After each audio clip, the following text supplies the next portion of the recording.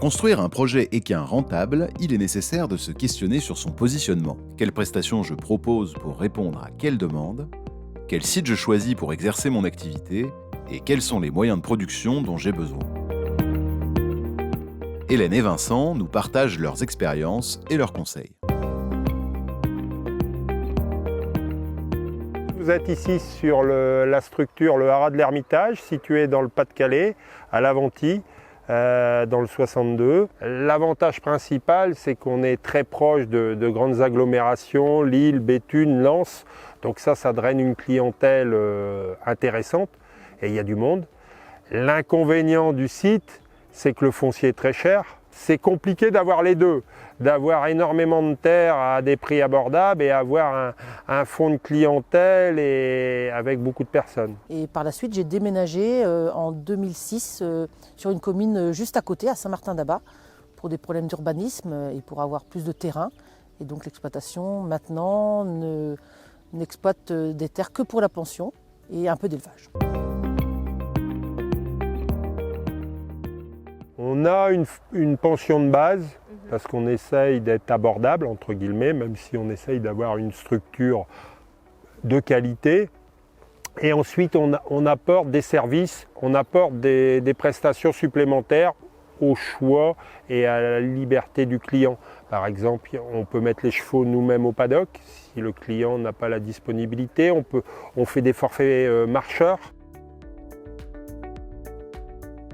On n'a que deux formules. La première, c'est une pension au box classique. Les box sont faits tous les jours, ils sont curés une fois par semaine.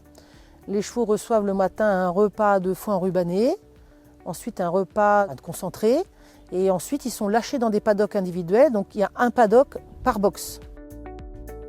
525 €. Et donc dans cette prestation, le cheval est lâché, on lui mettra les guêtres et les cloches demandées, on va faire un changement de couverture suivant les grammages. Et naturellement, avec cette prestation, les propriétaires ont le droit d'utiliser la carrière, de faire venir leur coach, avec le parc d'obstacles, le manège. On a une deuxième carrière de redressage et le petit rond de longe. Voilà.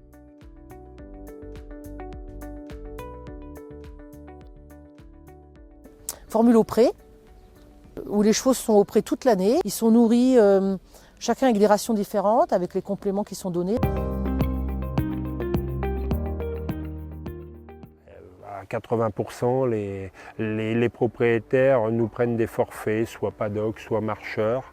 Ensuite, on propose une pension travail, soit pour valoriser des chevaux de 3, 4, 5 ans, soit parce que le client n'a pas le temps et veut aller en concours le week-end ou se faire plaisir le week-end tout simplement. On a des clients assez fidèles. On les remercie d'ailleurs. On essaye aussi de les rendre fidèles et s'ils sont fidèles, c'est certainement parce qu'ils sont satisfaits. Je pense qu'ils cherchent en premier de la tranquillité. C'est-à-dire qu'une structure qui prenne en charge leurs chevaux de A à Z, pour la gestion en bon père de famille, comme on dit.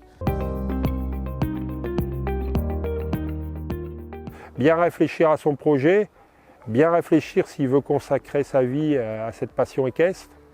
Et après se positionner surtout géographiquement au départ. S'il veut lancer un poney club, le positionnement près d'une grande ville, d'une zone de chalandise comme on dit, c'est très important. C'est sûr que c'est un métier passion. J'étais avant dans l'imprimerie, je travaillais moins et je gagnais mieux ma vie. Mais je ne pense pas que j'étais plus heureux, quoi. Moi, j'ai toujours eu dans la tête depuis le début le plan de ce qu'allait devenir le haras du Gabrou. À mon avis, il ne faut pas s'installer avant de pouvoir cerner et proposer une bonne prestation à des clients. Le truc, c'est est-ce qu'on veut faire pas cher pour attirer beaucoup de monde et avoir beaucoup de turnover parce qu'on a des gens qui partent parce qu'ils ne sont pas contents? Ou alors est-ce qu'on veut fidéliser les gens? Parce que nous, c'est quand même notre marque de fabrique. Les chevaux sont là depuis 10 ans, 15 ans.